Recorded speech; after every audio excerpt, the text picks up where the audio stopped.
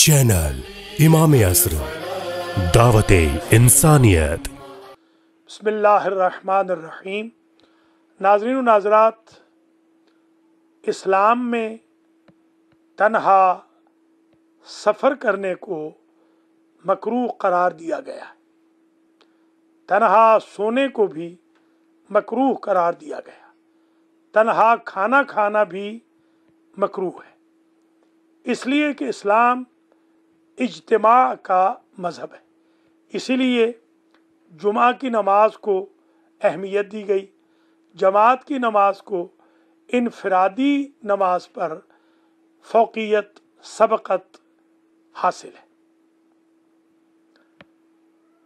حج بیت اللہ تنہائیوں کے دور کرنے کا نام ہے، عمرہ تنہائیوں کے دور کرنے کا نام ہے، اجتماعی اعتکاف بھی تنہائیوں کے دور کرنے کا نام ہے، دورہ ہائے قرآن بھی تنہائیوں کو دور کرتے ہیں، صلہ رحمی بھی تنہائیوں کا مقابلہ کرنے کا نام ہے۔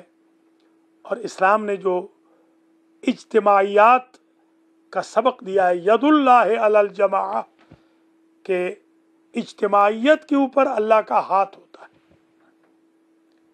آج ہم دیکھ رہے ہیں کہ ہم اس اجتماعیت سے محروم ہو گئے، آج ہم گھروں میں تنہا ہو گئے، آج ہمیں وہ نعمتیں افطار کی نہیں مل رہی جو مسجدوں امام بارگاہوں میں مراکز دین میں ملا کرتی تھی، حتیٰ کہ آج حرم الہی میں بھی اداسی چھا گئی، حرم ہائے ائمہ میں بھی ہم دیکھ رہے ہیں اداسی ہے، اگر کھل بھی گئے ہیں تو وہ رونق نہیں۔ آج انسانیت تنہائی اور اداسی کے بدترین دور سے گزر رہی ہے۔ انسان کے لیے، صحت کے لیے یہ مضر ہے، فیوچر کے لیے یہ مضر ہے، اسپرچویلٹی کے لیے، فزیکل اسپیکٹس کے لیے تنہائی، اداسی، لونلینس مہم ہے۔ کمزور ایمان لوگوں کو اسی سے ڈپریشن ہوتا ہے، اسی سے اسٹریس ہوتا ہے، اسی سے بدخوابی، نہ سونے کا مرض لاحق ہو جاتا ہے، اسی سے دماغی امراض لگ جاتی ہیں۔ مگر جو نیک لوگ ہیں وہ تنہائیوں کو برداشت کر لیتے ہیں۔ آپ دیکھیں، آدم علیہ السلام نے تنہائی برداشت کی کہ بڑے عرصے تک بیوی مروہ پہ تھیں، شوہر صفا پہ، پھر چلتے چلتے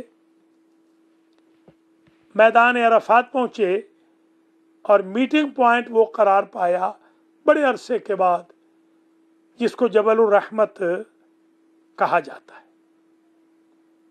وہیں لوگ جاتے ہیں جو اپنے جوڑوں کی تلاش میں ہوتے ہیں، ان کی دعائیں وہاں قبول ہو جاتی ہیں۔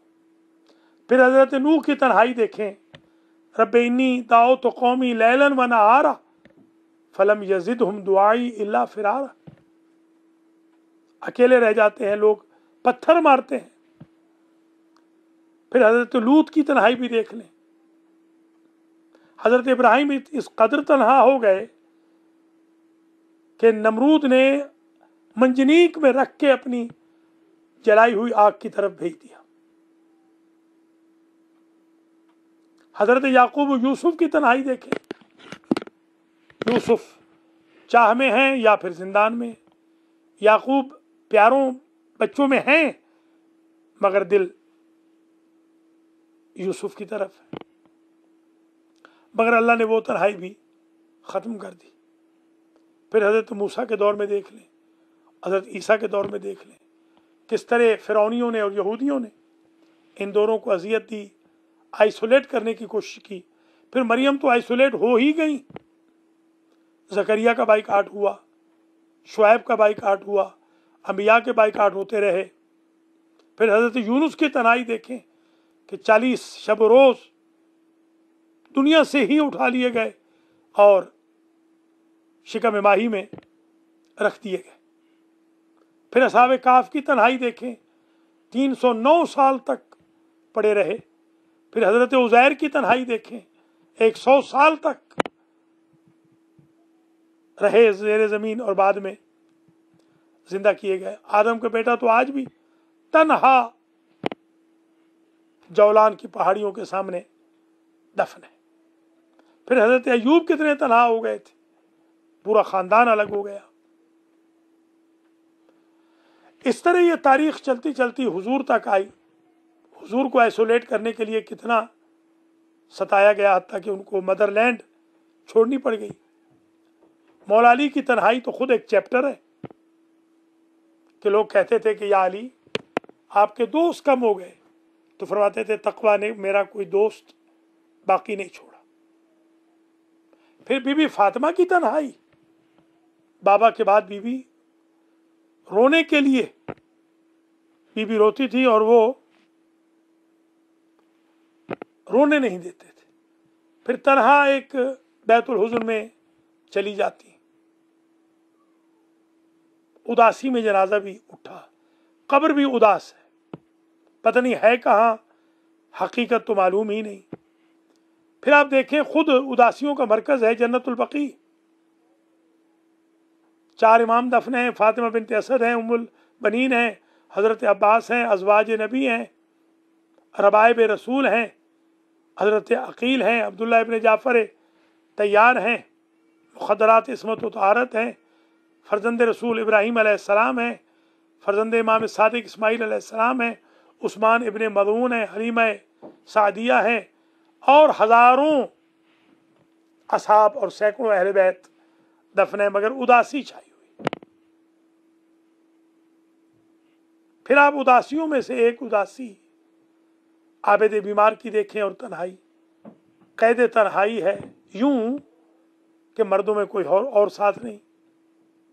بی بی زینب کی قید دیکھیں، کیا تنہائی ہے کہ پورا کنبہ مدینے رہ گیا اور بیویاں یہاں قید خانے میں بغیر چھت کے قید خانے میں رہیں۔ پھر تنہائی دیکھیں بی بی سکینہ کی کہ جو اکیلی قبرستان غریبہ میں دفن ہو گئی، اور بی بی زینب بھی اکیلی قریہ زینبیہ میں دفن ہو گئی۔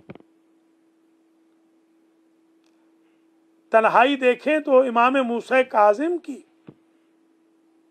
سال ہر سال جنہوں نے رنگ آسمان نہیں دیکھا، گھر عید نہیں کی، 14 سال بنتے ہیں کل، 9 سال آخری اور باقی 5 سال کے فرزند رسول اکیلے ہی رہے۔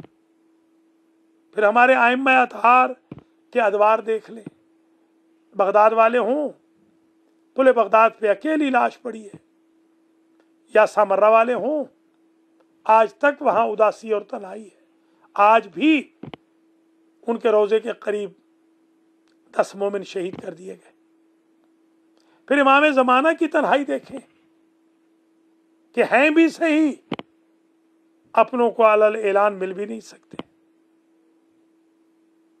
عزیزو، تنہائی بڑی خطرناک ہے، اور تنہائی کا مقابلہ ڈپریشن سے نہیں، اسٹریس سے نہیں، گھبرا جانے سے نہیں، الا بذکر اللہ تطمئن القلوب، اللہ کا ذکر کرنے سے، محمد و آل محمد کا ذکر کرنے سے، اہل بیت عصمت و طہارت کے قصائد میں ہے، ان کے ذکر پاک میں ہے۔